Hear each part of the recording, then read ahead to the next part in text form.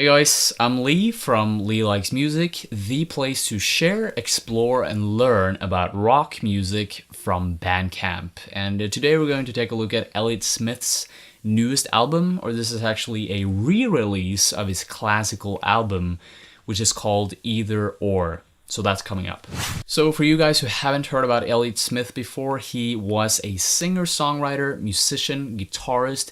He created music that went within the genres of indie folk, indie rock, lo-fi. Sadly, he died at the age of 34 because he was stabbed, or he at least got some stab wounds. A lot of people say that it might have been self-inflicted, but no one really knows after so many years. He was an active creator of music ever since 1991, and he died in 2003. Now, in many of his interviews, he said that one of his big inspirations was Bob Dylan. And you can really hear this just by listening to this album that we're going to talk about today. In some of the tracks, or in many of the tracks actually, the lyrics follow this storytelling formula, which Bob Dylan is very famous for. And it is also very simplistic type of music. Sometimes we just hear Elliott Smith with his guitar and singing, and that is the song. And that was the case with many of Bob Dylan's songs as well. Anyways, this new re-release, or this expanded edition of Either Or, contains the same tracks as on the original album, but it has some live tracks, it has some additional songs, it has some songs that have been tweaked a little bit. To be honest, I really loved the original album, and the reason why I loved that one was because it was shorter, simply because of the length. The new album, the re-release, is 60 minutes long, or a little bit longer than 60 minutes. And personally, I'm used to listening to music albums that are like 30 minutes, 40 minutes of a length. So yeah, this one became a little bit too lengthy for me, but I'm gonna rate it anyways. So the first song that really stuck out was actually the first song on the album, which is called Speed Trial. I really instantly came to love Smith's whispering vocals. He is really performing the vocals in a very wistful, calm, and chill way. He's almost whispering, as I told you. The overall mood of the song is very curious, but at the same time, it kind of lingers back and forth between something positive and something negative. And this is not something I've heard in a lot of folk rock songs. Sometimes it's just plain negative, sometimes it's a positive folk song. But in this case, Elliott Smith managed to kind of put together a piece where the melody kind of jumped back and forth between the negative and positive vibe and feeling. And that was, I don't know, I've never heard that before. Also, this song reminds me a lot of some of Foo Fighters' earlier songs, some of their calmer songs. If you look at their self-titled album, for example, you can listen to For All the Cows or Exhausted, and you will also hear some similarities between Elliott Smith's song, Speed Trial, and some of his other songs, and these Foo Fighters songs. So that was, I don't know, a bit of a nice comparison there, because I love Foo Fighters. I'm a big Foo Fighters fan. So yeah, Speed Trial, I immediately heard something very unique about this song. I love the simplicity of the few instruments that are involved here. I love the very vulnerable way that Elliott Smith is singing in. I don't know. I'm just gonna give this song a 7 out of 10 and leave it at that. The second track on the album is called Alameda, and I have to say that this is the track that I really didn't like that much in the start. I actually thought that this was a bit worse compared to Speed Trial, the first track.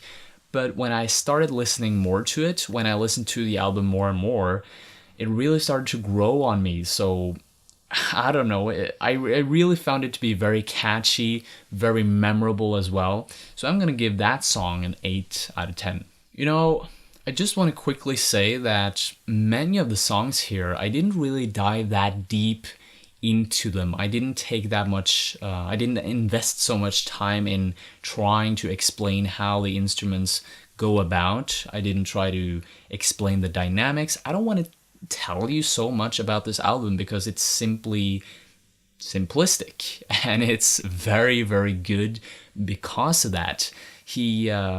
Elliott Smith is able to create so much feeling, so much energy, and such good songs in general just by working with what he already has. His voice, his guitar, maybe some drums, maybe some synth here and there, and it works so good. The fourth track is also another track that I really liked a lot.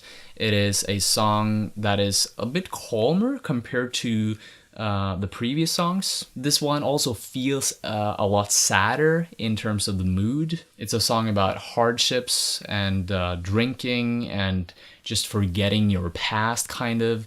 That is at least what I'm getting from the lyrics. I'm just kind of skimming through the lyrics right now.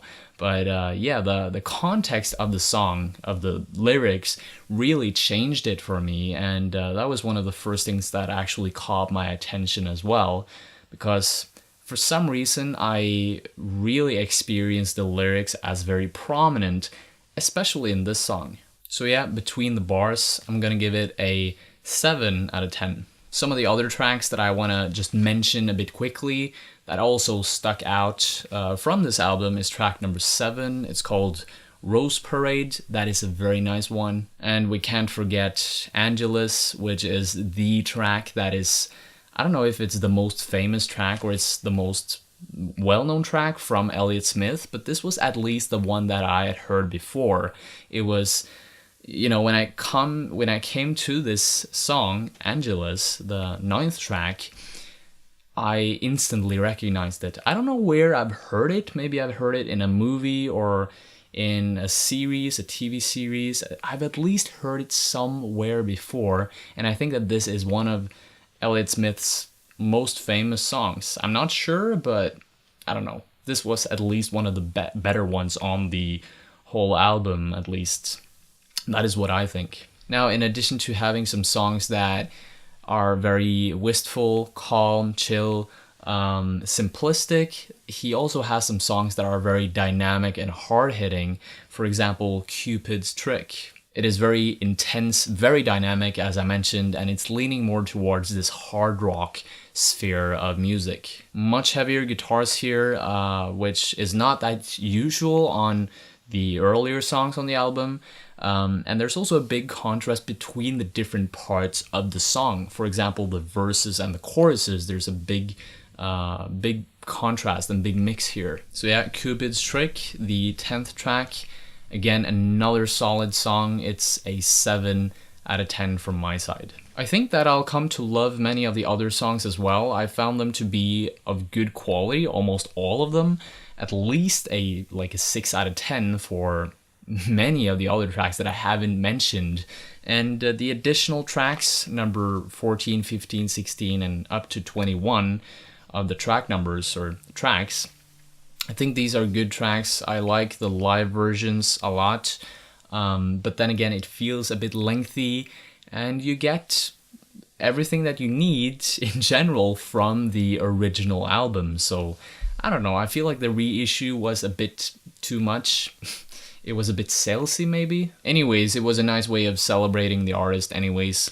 So yeah, in general, I'm gonna give this album a 7 out of 10. Maybe even later I will give it an 8 out of 10, I don't know.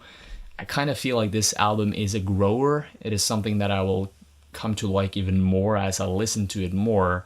So yeah, hopefully that is the case. Alright, that is it for today, guys. Thank you so much for watching. If you like to share, explore, and learn about rock music from Bandcamp, then I highly suggest you check out my other videos, and you can subscribe by clicking the red subscribe button below. Also, let me know what you guys think about this album. What would you give it? Would you give it a 7 out of 10, 5, 4, 1, 10?